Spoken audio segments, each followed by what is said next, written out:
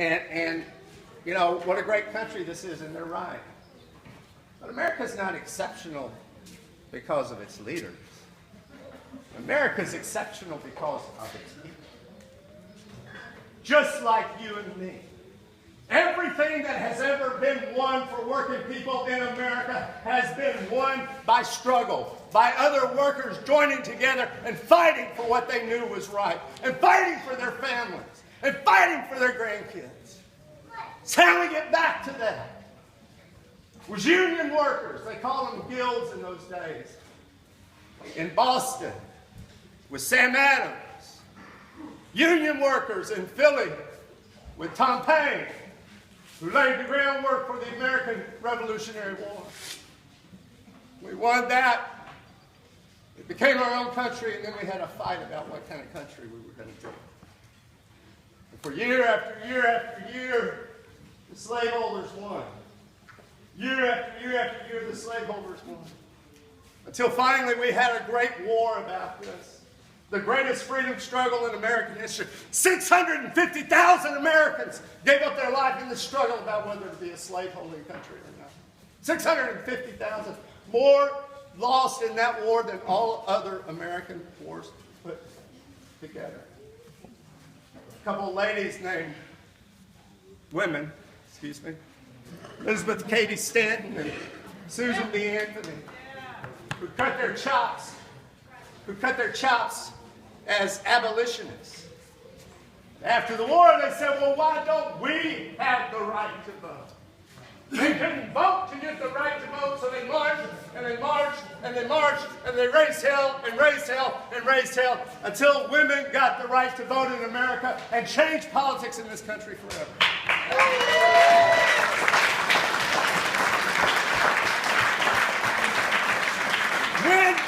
When Fox News and the Koch brothers and all of them say, we can't do it, no, they can't do it, we can do it. Yeah. America is exceptional because of our struggle for a better way of life, for a more just country, year after year, decade after decade. Every generation of Americans have had to engage this struggle. Every generation of Americans have had to engage this struggle. And now we are being called to the task. What are we going to do? I'm 60 years old. I got a 15-year-old boy and a 13-year-old girl. I worry about them every day. What their lives will be like. Will they have the opportunity I've had?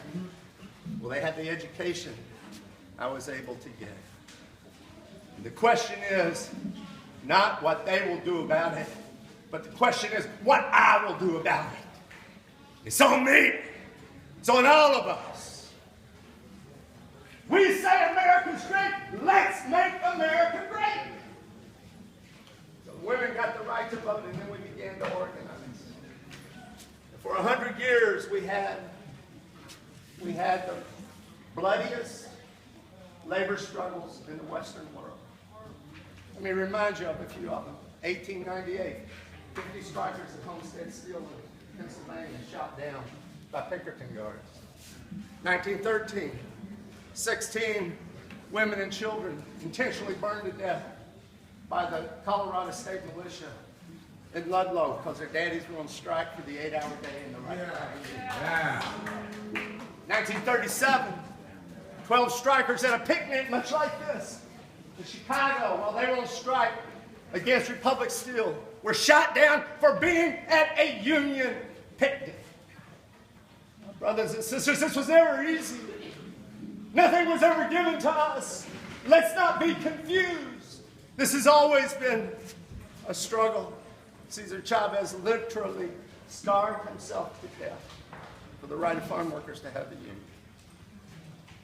Dr. King in Memphis, April 4th, 1968, he was not there to get an award.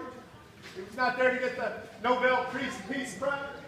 He was not there to win accolades. He was there to help striking sanitation workers get their union and get decency and get respect and be treated with dignity. Yes, my brothers and Let me announce to you today, the labor movement is moving ahead. Let me announce to you today that America is exceptional. America is exceptional, but not because of the filthy rich, the billionaire class, but because her people are exceptional. And on this Labor Day, may we all recommit our energy, our passion, to a world that's more compassionate, a world and a country that's more fair, a world and a country that cares for its people, cares and puts its children first, a world and a country where we can all thrive. Thank you. God bless you.